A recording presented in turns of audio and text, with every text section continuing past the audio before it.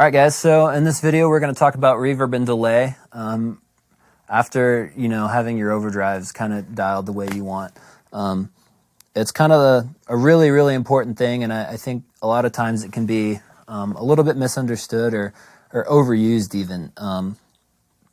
So if you look here at my board, I have 2 different delays and 2 different reverbs, which might sound like it's a little bit overkill, or so I've been accused of before. But for what I do and for the kind of worship music that I play, it seems to really get the job done. So the first delay pedal that my guitar sees is this Strymon Brigadier. I really love this because it sounds kind of like a Memory Man, but it doesn't break and TSA doesn't steal it, and it's smaller. So this is what it sounds like. Here's the dry signal without it, and here it is on. So it's kind of a warm analog. Just a nice, really simple sounding delay. And the way I like to use it is I'll crank the repeats up pretty high, and then I have this big knob that I attach to it so I can kind of roll it with my foot. So most of the time, if I'm playing a section of the song, it'll kind of be off. If I'm playing chords or doing some sort of like picking line. But what I use this for a lot is for swells. I'll crank it up. You see when I drop the volume down, it just kind of holds those notes, but then I can control it with my foot. Which is just really, really, really practical for live use, and sometimes in the studio. Sometimes it's really cool to do things like, you end a song on a big chord, and you just crank it up, and it, kind of sustains while you tune up for the next song or whatever. So, I would, even though it's first in line, I would call that a secondary delay, because what it's doing is just kind of filling space when I need it to, or just creating ambience when I need that first swell. The next pedal I have, which is also a delay, is the Strymon Timeline, and this has really been kind of my favorite delay I think I've ever used. It's super easy to figure out and understand. And it sounds really, really good. I've used a lot of delay pedals over the years, and this is the first one that I'm just completely happy with. The way I use it is I have this little controller here, and I can kind of scroll up and down through a bunch of banks, and if I click on one, you can see that it says "To Where God." So I have all the, the BPMs and kind of delay settings for our songs in here, and we can go all the way up to like bank 42, and there's Back to the Start and Dance Floor for the tour we did with Martin. So it's really cool to be able to quickly get to a delay pass, and you don't have to worry about tapping it or doing anything like that. I can pull it up, and there we go, for the cross. And there's the the delay patch for it. There's a ton of different delay settings in here, which, if you have a timeline, you can get into all that yourselves. There's really no point to get into everything that one pedal can do in this video.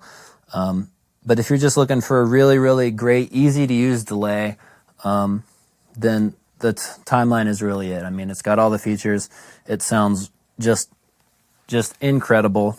I should say too that at this point on the board, I start running in stereo, which is a huge thing for your tone. A lot of people ask, is stereo really, really better than mono? And while, things are certainly all personal preference, try taking, your iPod in your car or something and, plugging the cable out halfway and only getting, one side of the recording, and then, plug it all the way back in, and there's, again, both sides. It's kind of the same thing with your guitar. Mono can be this very cool, direct kind of sound, but when you go stereo, you can still get that direct sound, but now all of a sudden you have the option of making everything sound big and wide. And delays and reverbs really help emphasize the point in stereo. So just in case you're curious, you are hearing these delays in stereo. I'm not panning back and forth or doing anything weird with them. It's just straight up, but you're getting both sides of this pedal.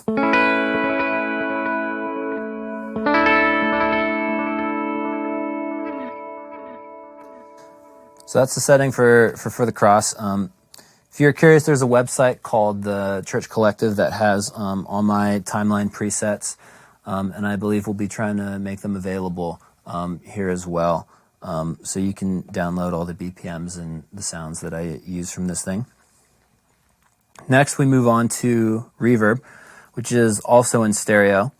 And reverb, I think, is kind of this essential that makes things really, really fun for me and really cool, especially in terms of my in-ear monitors and things. A lot of in-ears can sound really, really sterile. And adding reverb is a really, really great way to kind of give you back that room feel of, your amps behind you on stage and you've got the rest of the band in with you. So a couple of different options I have for reverbs. Eventually I'm going to end up syncing these pedals together, and, when I go to preset on the delay, it'll go there on the reverb, but I don't have that happen. But I don't have that wired up that way quite yet, just for reasons. So a couple different reverbs. This is just kind of something really, really simple. Here it is off, and here it is on. You can hear it's just kind of a small room plate, and it just adds just a little bit of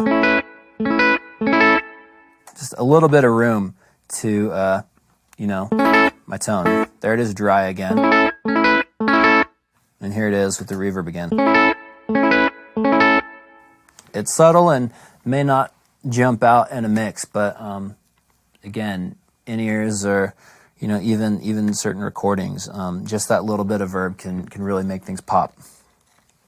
The second one I have here is the cloud setting on this the Big Sky, and this is kind of a bigger, much more dramatic reverb.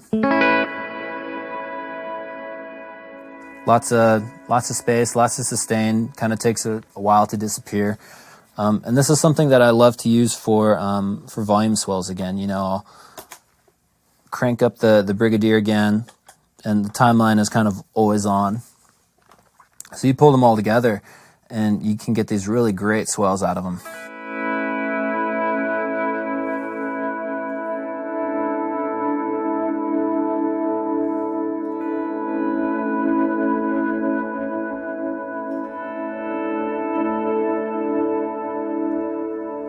Just sounds really big and ambient and pretty.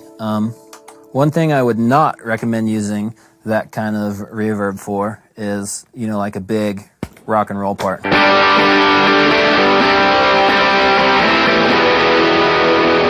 just kind of makes everything super blurry. So be careful with how much reverb you use. Use too much and your guitar just disappears in a wash of noise and static. But use, correctly with a little bit of finesse, and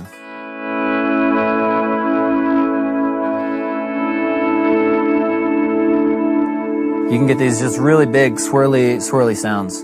And then the last patch I have here is kind of a bigger reverb, similar to the last patch you heard, but it's just a different setting. It's a little bit brighter and doesn't it doesn't decay quite as long.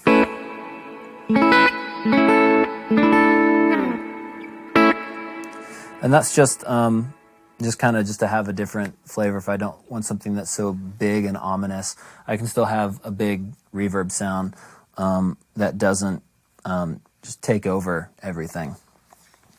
I should say, too, a great feature about this particular pedal is the ability to control the tone and the low end separately, which I've found to be super important. A lot of times, if you use a reverb and it's really big, sometimes the low end just gets so cluttered it takes over your guitar no matter what, or it can kind of create this weird like flubby rumbling in your amp. And with this pedal, you can, you can control the tone of it, but as well, if I go to this first parameter here, you can see that. Let's see if I can get it to change.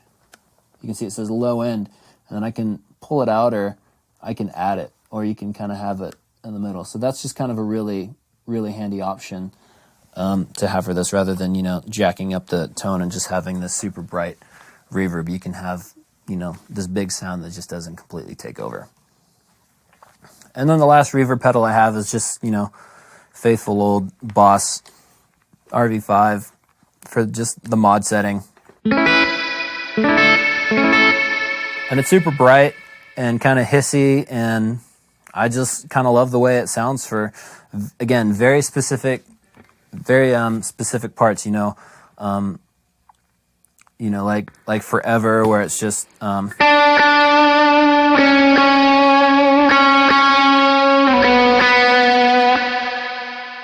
it just kind of creates his own sound, and it's just big and noisy and out there, and it almost becomes a little bit of an overdrive in the way that it sounds a little dirtier when you add that effect on it.